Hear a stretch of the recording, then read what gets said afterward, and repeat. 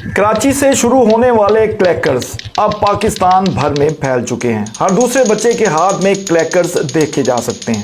مگر یہ کب شروع ہوئے اور یہ کتنے خطرناک ہیں اور یورپ اور امریکہ میں یہ کب بین کر دیے گئے اور ان کی تاریخ کتنی پرانی ہے، اس کے بارے میں آج کی ویڈیو ہے۔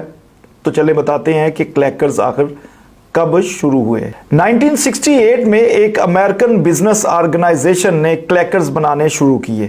1970 کے آغاز میں یورپ اور امریکی معاشرے میں کلیکرز کا استعمال عروج پر پہنچ گیا۔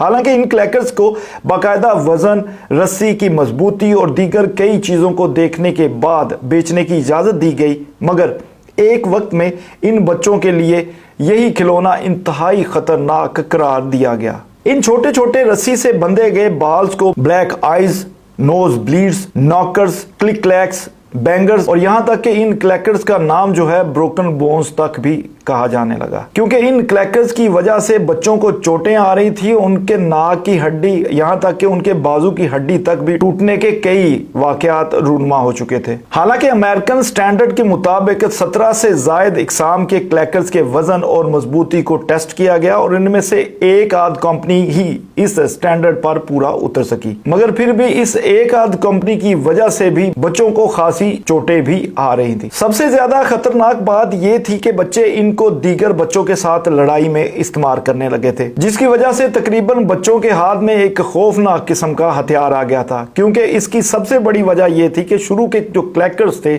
وہ شیشے یا گلاس کے بنائے جاتے تھے، مضبوط گلاس کے، لیکن وہ کسی حد تک ٹوٹ بھی جاتا تھا اور انتہائی ڈینجرس بھی ہوتا تھا۔ ان کی وجہ سے بچوں کو زخم لگنے، چہرے ہاتھوں پر کٹ لگنے، بلکہ کئی علاقوں میں بچوں کو ہسپتال تک بھی لے جانا پڑا، کیونکہ کمپنی نے شروع میں گلاس کریکرز بنائے، مارکیٹ میں بیچے۔ ان گلاس کریکرز کی وجہ سے کئی مشکلات آئیں۔ اس کے بعد پلاسٹک کے کلیکرز بنائے گئے، مگر پھر بھی یورپ اور امریکہ میں یہ ہزاروں کی تعداد میں بکنے لگے۔ سب سے پریشان کن بات یہ تھی کہ یہ سکون کے عادی لوگوں کے لیے انتہائی پریشان کن چیز ثابت ہو رہی تھی۔ 1971 میں کلیکرز کی وجہ سے 4 خوفناک حادثے ریکارڈ ہوئے، جس کے نتیجے میں امریکن ادارے FDA نے نیشن وائڈ وارننگ جاری کی۔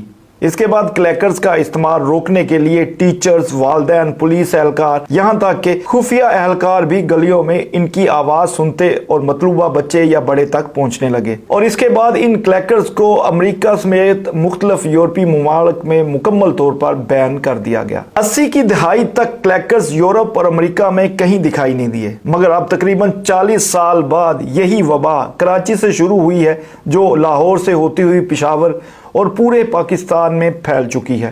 میرے خیال میں اس بار 14 اگست پہ جہاں پہ آپ ڈھیر سارے باجوں کی آواز سنیں گے، وہیں ان کلیکرز کی آواز بھی ان باجوں کے ساتھ مکس ہو کر آپ کے کانوں کو ضرور سنائی دے گی۔